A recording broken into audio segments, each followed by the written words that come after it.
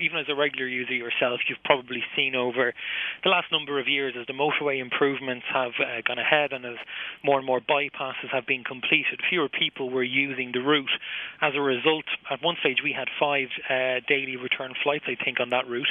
It's gone down to 1 daily return flight, and even still, we're struggling to fill the aircraft, reducing the fares all the time. But because of the cost at Dublin and Cork Airport, we can't continue to reduce them to the level we would need to in order to coax people out of their cars and back onto the route. So from the 30th of October next, which is the start of our winter schedule, we will no longer operate the Dublin-Cork route. Now, what some people would be quite annoyed over was the fact that you guys came very aggressively onto that route. Air Aran would have been the only show in town for a couple of years. You guys barrelled in with your 5 flights a day, squeezed them off the route, and now you're turning around and saying, actually, do you know what, we don't want to do it either. Well, I think, with a country that has a history of sort of high fares from Aer Lingus and never being able to fly a couple of decades ago, I think it's a little bit rich now really to be talking about how competition has affected routes. The competition on the Cork-Kerry route, when the infrastructure wasn't there in a motorway, was absolutely, welcomed by passengers, and that's why the route did so well for so long. But now, I suppose, as the European money has been spent on the motorways, and rightly so, we're not proud. We don't mind coming off this route. We think that the infrastructure is there. People are preferring to travel by car, so therefore we're happy to come off it. I don't think you'll see anybody go back onto it because the writing has been on the wall, not just for Ryanair, but indeed for Aer Aran in terms of that route, and I don't think you'll see them going back onto it either. Okay, let's box that one off. Let's talk about Dublin-Kerry though, because you talk about a very nice motorway that links Dublin to Cork. You can do it in 2 hours, 2.75 hours now. There's no motorway down to Kerry. Surely the demand is still there for that service. Well, the demand is there for we have a commercial service on that at the moment which operates without any PSO whatsoever, and it's been working very well for the last number of months without any cost to the taxpayer. And we've been saying to government that we'll continue to operate that route on a commercial basis, which would mean no funding from the taxpayer. But unfortunately, the government in its own wisdom has decided that they're going to put a PSO subsidy back onto that route, and therefore we actually have to come off it anyway.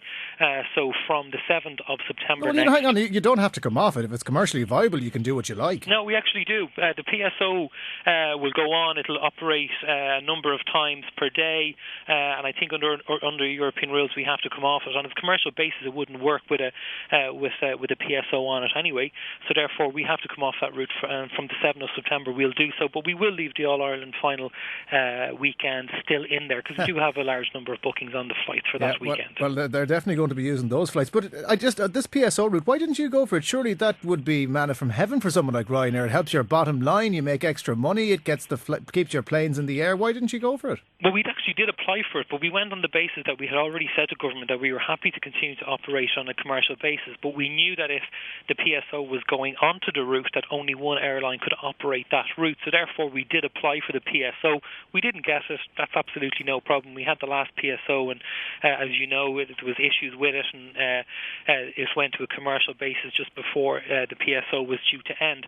This public service obligation, just to explain to people who are listening, this is essentially subsidised. It's subsidised. It's a European initiative whereby some regions are seen to require additional support, and it's gone through from government. The taxpayer ultimately pays for it. Okay. We operated for a number of years, and in our experience of operating, we said to government, look, there's no demand for these 3 daily services to Kerry. We'll operate on a commercial basis of 1 per day. It was doing quite well, so we wanted to continue to operate on that basis. But when a PSO goes on, we have to go off. Okay, so effectively, because of this PSO issue, Ryanair has gotten the hump, and you've decided that you're not going to be able to operate this route anymore. Are you at least going to keep the aircraft flying out of Kerry? Are you putting in other routes, or are the people of Kerry going to lose out because of this? I know. I mean, we've grown. Kerry has actually been one of the success stories of Irish tourism in the last number of years, Irish travel in the last number of years, as the DAA doesn't own it. So therefore, we've actually been able to do some great deals with the people in Kerry, and they have a great management team there, and we'll continue to have a lot of routes out of Kerry this winter. And next summer, again, we'll ramp it up and the activity will increase again. This aircraft will go on to a different route, though it won't be operating out of Kerry. It'll be operating other routes within the Ryanair network. But we will continue to operate a number of routes from Kerry this winter, which will give the people of Kerry very great options. And the people who are down in Kerry today wringing their hands, criticising Ryanair for coming off the route, what do you say to them? I think the people of Kerry will understand that if a PSO is going on, then fair enough. I think the people of Kerry will be happy enough with that. I think the taxpayer should maybe be scratching their head a little bit and wondering why, if Ryanair can operate a route on a commercial basis and operate it on a daily basis, that the government has decided that they're going to take taxpayers' money and support another airline to operate on a PSO basis, whereby they are taking taxpayers' money and giving it to an airline to operate 3 flights a day when that's simply not required. Stephen McNamara of Ryanair. Thanks, Stephen. Thanks a lot.